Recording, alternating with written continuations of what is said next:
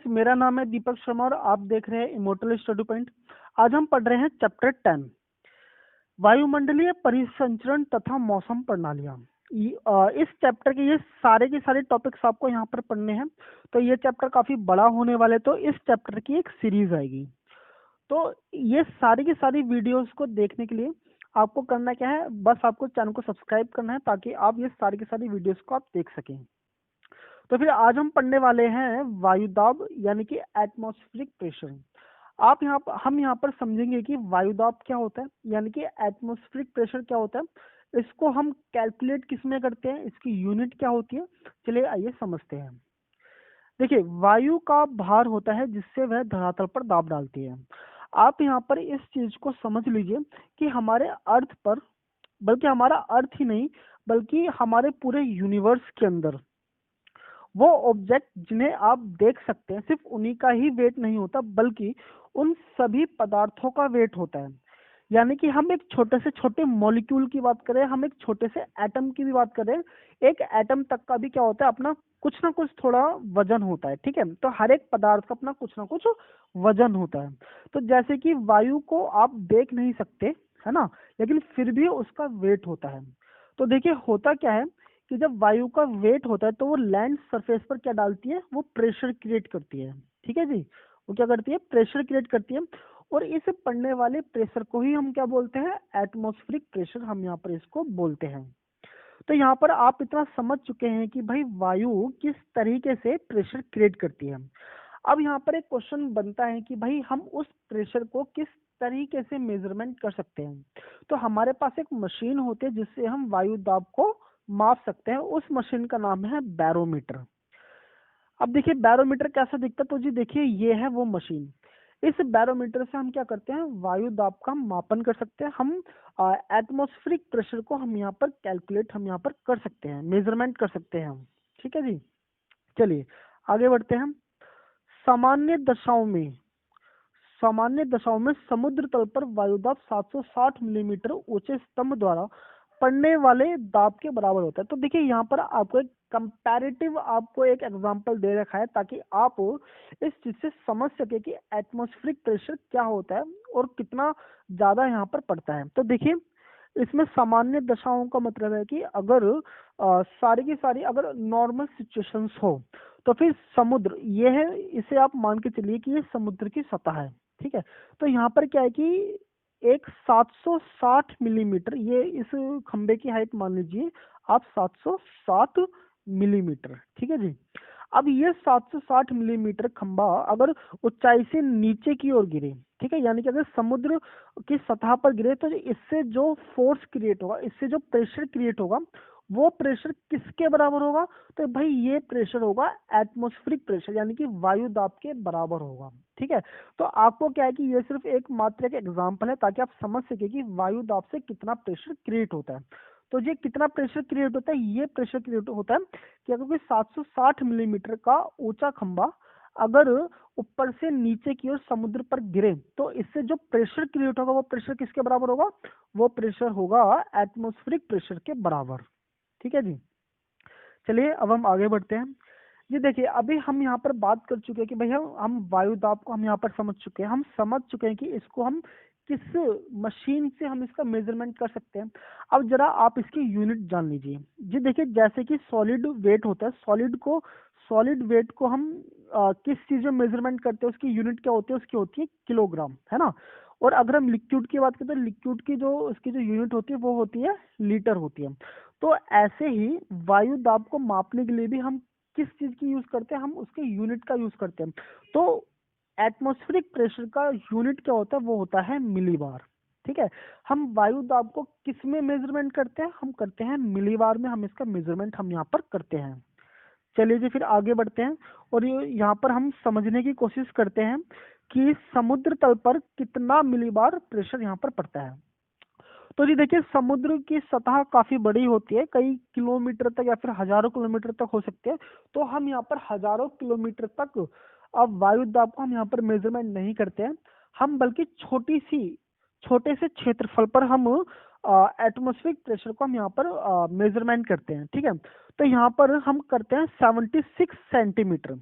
हम सिर्फ 76 सेंटीमीटर का एरिया लेते हैं, जिससे कि ये जो जो संख्या है, ठीक है, ये जो आंकड़े हैं ये इजी से इजी हो सके। तो फिर क्या है जी, देखिए समुद्र तल पर जो 76 सेंटीमीटर का जो क्षेत्रफल होता है, इस पर कितना मिलीबार पड़ता है प्रेशर? इस पर पड़ता है 1013.25, यानी कि 1013.25 मिलीग्राम, सॉरी मिलीबार यहाँ पर क्या पड़ता है, प्रेशर क्रिएट होता है। ठीक है जी, चलिए फिर हम आगे बढ़ते हैं। चलिए जी, अब देखिए, अभी आपने कुछ देर पहले पढ़ा था कि भाई जो वायु दाब है, ठीक है, वायु दाब को हम किस में, किस यूनिट का यूज करते हैं? हम करते हैं मिलीबार का। हम मिलीबार के अलावा हम यहाँ पर किलो पास्कल का भी हम यहाँ पर यूज करते हैं। आप चाहो तो आप मिलीबार का भी यूज कर सकते हो, और या फिर आप चाहो तो आप किलो पास्कल का भी यूज कर सकते हो, कोई दिक्कत वाली बात यहाँ पर नहीं है। ठीक है, तो फिर देखिए हम किलो पास्कल को किस में व्यक्त करते हैं? वो हम करते हैं केपीए में। किस में करते हैं? केपीए में। ठीक है जी, चलिए फिर आगे बढ़ते हैं। तो फिर समुद्र तल पर जो वायुमंडलीय जो दाब पड़ता है, यानी जो एटमॉस्फेरिक प्रेशर पड़ता है, वो कितना पड़ता है? 1013.25 केपीए, यानी कि किलो पास्कल। मैं आपको फिर से कह रहा हूँ, आप इसको चाहे मिलीबार में शॉर्ट कर लीजिए या फिर आप इसको केपीए में शॉर्ट कर लीजिए, कुछ फर्क नहीं पड़ता। ठीक है जी, चलिए आगे बढ़ते हैं। मानचित्र पर वायु दाब को समदाब रेखाओं द्वारा दर्शाया जाता है। ये देखिए क्या है कि अगर मैं आपसे पूछूं कि भाई मुंबई में, ठीक है, मुंबई में कितना वायु दाब पड़ रहा है, और या फिर मैं आपसे पूछूं कि दिल्ली में कितना वायु दाब पड़ रहा है, या फिर मैं आपको कहूं कि भाई मुझे आप बताइए इंडिया के जितने भी शहर हैं, जितने भी राज्य हैं, फिर जितने भी केंद्र शासित प्रदेश हैं, उनके अंदर वायु दाब कितना पड़ रहा है, तो सबके लिए आप अलग अलग करके बताओगे तो सबके लिए समझने में थोड़ी सी मुश्किलात यहाँ पर हो सकती है। तो आप इसके लिए आप एक मैप बना सकते हो। ठीक है जी, इसके लिए आप बना सकते हो मैप। चलिए फिर आप एक काम कीजिए, मैं आपको आइसोबार वाला मैं आपको एक मैप दिखाता हूँ और उसमें समझने की कोशिश करते हैं। तो देखिए ये आपके सामने एक मैप है, ठीक है, जो कि अलग अलग वायु दाब को दर्शाता है। देखिए ये जो लाइन है, ये लाइन शो ऑफ करती है एटमॉस्फेरिक प्रेशर को। तो फिर अगर मैप में कोई भी लाइन एटमॉस्फेरिक प्रेशर को अगर हम शो ऑफ करती हैं, तो उन लाइन को हम क्या बोलते हैं? समदाब रेखाएं बोलते हैं, यानी कि आइसो बार बोलते हैं। और ये जो रेखाएं होती है, ये रेखाएं असली नहीं होती बल्कि काल्पनिक रेखाएं होती हैं। ठीक है जी, ये कैसी होती है? काल्पनिक रेखाएं होती हैं। इन काल्पनिक रेखाओं का वास्तविकता में कोई अस्तित्व नहीं होता, बस ये आपको समझाने के लिए और दर्शाने के लिए दिखाई जाती है, ताकि आप एटमॉस्फेरिक प्रेशर को आप समझ सके। ठीक है जी, अब देखिए ये जो काल्पनिक रेखाएं होती है, जैसे कि आप ये देख रहे हैं, जैसे कि यहाँ पर क्या है, यहाँ पर 1020 मिलीबार का क्या पड़ रहा है, यहाँ पर प्रेशर पड़ रहा है। ठीक है जी, चलिए फिर आगे बढ़ते हैं। समदाब रेखाएं वह कल्पित रेखाएं हैं जो समुद्र तल के बराबर घटाए हुए समान वायुदाब वाले स्थानों को मिलाती हैं। चलिए जी, देखिए क्या है कि ऐसा जरूरी नहीं कि पूरी समुद्र पर हर जगह एक जैसे ही आपको एटमॉस्फेरिक प्रेशर देखने को मिले। कहीं पर एटमॉस्फेरिक प्रेशर कहीं पर हाई हो सकता है, जैसे कि यहाँ पर आपको हाई देखने को मिल रहा होगा, देखिए यहाँ पर हाई है, और कहीं पर आपको लो देखने को मिल सकता है, जैसे कि इस वाली जगह पर क्या है, लो प्रेशर पड़ रहा है। तो यहाँ पर देखिए हम जब भी समदाब रेखाओं को देखते हैं, तो एक समदाब रेखा एक जैसे ही एटमॉस्फेरिक प्रेशर को शो ऑफ करती है, दिखाती है। जैसे कि यहाँ पर आप एक एग्जांपल से देख सकते हैं, जैसे कि यहाँ पर ये जो लाइन देख रहे हो, ये लाइन कैसी है? ये जी हाई एटमॉस्फेरिक प्रेशर को शो ऑफ कर रही है, यानी कि यहाँ पर कितना एटमॉस्फेरिक प्रेशर है? 1020। ठीक है, तो यानी 1020 का मतलब क्या है कि ये जो पूरी जो लाइन है, इस लाइन का मतलब है कि ये सिर्फ एक जैसे दाब को ये दिखा रही है। ठीक है, अगर हम लो की बात करें, अगर हम लो एटमॉस्फेरिक प्रेशर की बात करें, तो यहाँ पर देखिए, यहाँ पर कितना है? 1008, 1004 या 1000। तो यानी कि जो 1008 वाली जो रेखा है, यह सिर्फ और सिर्फ 1008 प्रेशर को ही शो ऑफ कर रही है। ठीक है, तो यानी कि इन रेखाओं के अंदर क्या होती है? समानताएं होती है। एक रेखा सिर्फ और सिर्फ एक तरह के जो एटमॉस्फेरिक प्रेशर होता है उसको दिखाती है। ठीक है जी, चलिए फिर आगे बढ़ते हैं। दूरी की प्रति इकाई दूरी की प्रति इकाई पर दाब के घटने की दर को दाब प्रवणता कहते हैं। अब जरा आप यहाँ पर समझिए कि दाब प्रवणता यानी कि प्रेशर ग्रेडियंट होता क्या है। यहाँ पर आपको दो रेखाओं के बीच में आपको एक गैप दिखाई दे रहा होगा, ठीक है, ये दूरी दिखाई दे रही होगी, ठीक है, यानी कि आइसोबार, इस लाइन को हम क्या बोलते हैं, इसको हम आइसोबार बोलते हैं, ठीक है। तो इस आइसोबार के बीच में आपको ये दूरी दिखाई दे रही होगी। तो जैसे ही ये दूरी यानी कि जो डिस्टेंस में पर यूनिट, यानी कि पर यूनिट में अगर घटने की स्थिति देखी जाती है, ठीक है, यानी कि इन दो लाइनों में अगर हम पर यूनिट की बात करें, अगर इसमें अब प्रेशर ग्रेडियंट अगर इसमें कम होता है तो इसकी जो घटने की जो दर होती है, इस दर को हम क्या बोलते हैं, दाब प्रवणता, हम इसको यहाँ पर बोलते हैं, ठीक है। चलिए फिर आगे बढ़ते हैं। जब समदाब रेखाएं जब समदाब रेखाएं एक दूसरे के पास होती है तो दाब प्रवणता अधिक होता है। जी देखिए यहाँ पे क्या है कि ये जो आइसोबार है, ये आइसोबार जितनी ज्यादा पास होगी तो इसका मतलब क्या होगा कि जो दाब प्रवणता है वो उतना ही ज्यादा अधिक होगा। और जैसे जैसे इन दो आइसोबार में ये जो डिफरेंस, ये दूरी अगर बढ़ती चली जाएगी तो दाब प्रवणता भी यहाँ पर घटता चला जाएगा, ठीक है जी। चलिए हमारा नेक्स्ट टॉपिक है वायु दाब का महत्व, यानी कि इम्पोर्टेंस ऑफ एटमॉस्फेरिक प्रेशर। हम यहाँ पर यह समझने की कोशिश करेंगे कि किस तरह से वायु दाब मौसम को पूरी तरह से चेंज कर सकता है। यानी कि वायु दाब एक ऐसा फैक्टर है कि पूरी तरीके से किसी भी जगह के मौसम को आसानी से ये चेंज कर सकता है। देखिए आप यहाँ पर यह चीज मान के चलिए कि जलवायु के अंदर सिर्फ और सिर्फ वायु दाब ही एक फैक्टर नहीं होता, बल्कि इसके अंदर ऐसे बहुत सारे फैक्टर होते हैं जो जलवायु को निर्धारित करते हैं कि वहां की जलवायु किस प्रकार की होगी। लेकिन आज हम यहाँ पर सिर्फ और सिर्फ एक फैक्टर पढ़ने वाले हैं, वो है वायु दाब। तो फिर आप जरा यहाँ पर समझिए कि वायु दाब यानी कि एटमॉस्फेरिक प्रेशर किस तरह से किसी जगह के मौसम को चेंज कर सकता है।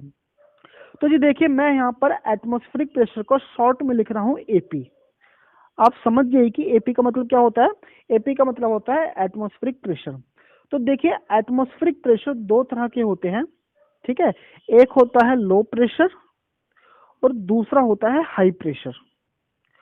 अब जरा आप यहाँ पर समझिए कि लो प्रेशर किस जगह क्यों क्रिएट हो रहा है और हाई प्रेशर कैसे क्रिएट होता है।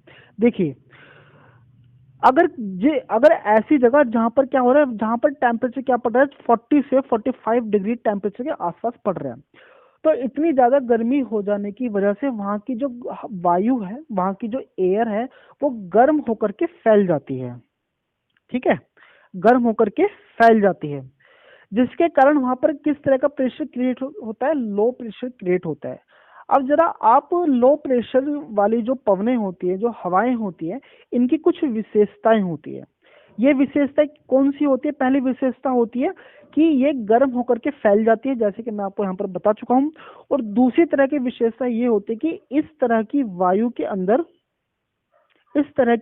के अंदर आर्द्रता को ग्रहण करने की क्षमता भी सबसे ज्यादा होती है। यानी कि इस तरह की वायु ज्यादा से ज्यादा जल को धारण कर सकती है, यानी कि एब्जॉर्प्शन पावर इनकी क्या होती है, काफी ज्यादा अच्छी होती है, ठीक है जी। चलिए अब हम यहाँ पर समझते हैं हाई प्रेशर को। देखिए हाई प्रेशर कहाँ पर क्रिएट होता है, जहां पर ठंड ज्यादा पड़ती है, ठीक है। जैसे कि हम यहाँ पर बात कर रहे हैं साइबेरिया की। साइबेरिया में जो टेम्परेचर जो पड़ता है वो माइनस तक पहुंच जाता है, यानी कि -10 -20, वहां पर क्या होता है, नॉर्मल सा वहां पर टेम्परेचर आपको देखने को मिलता है। तो इतने कम टेम्परेचर के कारण वहां की जो वायु होती है वो कैसे हो जाती है, सिकुड़ जाती है, ठीक है। यानी कि यहाँ की जो वायु होती है वो कम डेंस होती है, और बल्कि जो लो प्रेशर वाली जो वायु होती है वो कैसे होती है, वो हाई डेंस होती है, ठीक है। तो फिर क्या होता है कि कम टेम्परेचर पड़ने के कारण यहाँ की वायु सिकुड़ जाती है, जिस वजह से यहाँ पर क्या होता है, हाई प्रेशर यहाँ पर क्रिएट होता है, ठीक है जी। अब आप यहाँ पर समझ चुके होंगे कि जो हमारा जो एटमॉस्फेरिक प्रेशर होता है वो दो टाइप का होता है, कौन सा, एक लो प्रेशर और एक हाई प्रेशर। चलिए जी, अब इसको आप यहाँ पर समझिए कि पवने, यानी कि जो हमारी जो विंड होती है वो चलती कैसे है। तो जी देखिए फिर से आप समझिए कि पॉइंट ए मान लीजिए, इसको पॉइंट ए मान लीजिए और इसको पॉइंट बी मान लीजिए, ठीक है जी। अब ये जो पॉइंट ए है ये है लो प्रेशर, और ये जो पॉइंट बी है ये है हाई प्रेशर। ठीक है, अब जो हवाएं होती है, जो पवनें होती है, वो चलती कैसे है? पवनें चलती हैं हाई प्रेशर से लो प्रेशर की ओर। ठीक है, यानी कि जो पवनें चलेंगी कैसे? हाई प्रेशर से लो प्रेशर की ओर। ठीक है, अब आप यहाँ पर जरा ध्यान से समझिए कि जब किसी जगहों पर डिफरेंस होगा, यानी किसी जगह पर एक जगह लो प्रेशर होगा और एक जगह हाई प्रेशर होगा, तो इन्हीं सिचुएशंस में पवनें चलती हैं। यानी कि इसी तरह की सिचुएशंस के अंदर, इस तरह के फेजेस के अंदर ही आपको मूवमेंट देखने को मिलती है, और इसी तरह की मूवमेंट को हम क्या बोलते हैं? विंड बोलते हैं, यानी कि पवन बोलते हैं। तो पवन को चलने के लिए इस तरह का क्या होना चाहिए? अंतर, इस तरह का डिफरेंस दोनों जगहों में होना चाहिए। अगर इस तरह का डिफरेंस नहीं होगा तो फिर उस जगह पर पवनें नहीं चलेंगी। ठीक है, चलिए जी। तो फिर अब आपको यहाँ पर ये कॉन्सेप्ट भी क्लियर हो चुका है कि पवन को चलने के लिए क्या चाहिए? डिफरेंस चाहिए, और वो डिफरेंस कैसे चाहिए? लो प्रेशर और हाई प्रेशर का डिफरेंस होना चाहिए। चलिए जी, फिर आगे बढ़ते हैं। ठीक है जी, तो फिर क्या है कि पवन उष्मा तथा आर्द्रता को एक स्थान से दूसरे स्थान तक लेके जाती है, जिससे वर्षा होती है। ठीक है, अब देखिए, जैसे कि मैंने आपको बात कही थी कि एक जगह लो प्रेशर होना चाहिए और दूसरी जगह क्या होना चाहिए? हाई प्रेशर होना चाहिए। अब इस लो प्रेशर और हाई प्रेशर को आप फिर से ध्यान से समझिए कि यहाँ पर क्या होती है? यहाँ पर गर्मी होती है ना? और यहाँ पर हाई प्रेशर वाली जगह पे क्या होती है? ठंड होती है। तो फिर यहाँ पर क्या हो रहा है? जब हाई प्रेशर से लो प्रेशर की ओर हवाएं बढ़ रही हैं, तो इन हवाओं में दो चीजें ट्रांसफर हो रही हैं। कौन सी हो रही है? एक हो रही है हीट ट्रांसफर हो रही है, और एक हो रही है आर्द्रता ट्रांसफर हो रही है। अब आपको ये यहाँ पर ये चीज समझ में तो आ गई होगी कि चलो भाई, हीट तो ट्रांसफर हो रही है, लेकिन ये आर्द्रता कैसे ट्रांसफर हो रही है? अगर इस लेक्चर को ध्यान से सुना होगा, तो फिर आपने यह सुना होगा कि जो लो प्रेशर होते हैं, लो प्रेशर की दो तरह की क्वालिटीज होती हैं। एक एक तो ये कि ये जो हवाएं होती है गर्म होती है, और दूसरी कि जो गर्म हवाएं होती है उनके अंदर आर्द्रता, यानी कि उनके अंदर वाटर की जो प्रेजेंस होती है, ये क्या होती है? सबसे ज्यादा होती है। किसके कंपैरिजन में ज्यादा होती है? ये हाई प्रेशर के कंपैरिजन में सबसे ज्यादा इनके अंदर आर्द्रता, ह्यूमिडिटी होती है। ठीक है, तो फिर ये जो हवाएं होती है, यही हवाएं किसी भी जगह पर क्या करती है? वर्षा करवाती है। ठीक है जी, किसी भी जगह पर क्या करवाती है? वर्षा करवाती है। ठीक, तो फिर अब आप यहाँ पर समझ गए होंगे कि जो हमारे जो वायुदाब होता है, हमारा जो एटमॉस्फेरिक प्रेशर होता है, ये किस तरह से मौसम को पूरी तरह से प्रभावित करता है।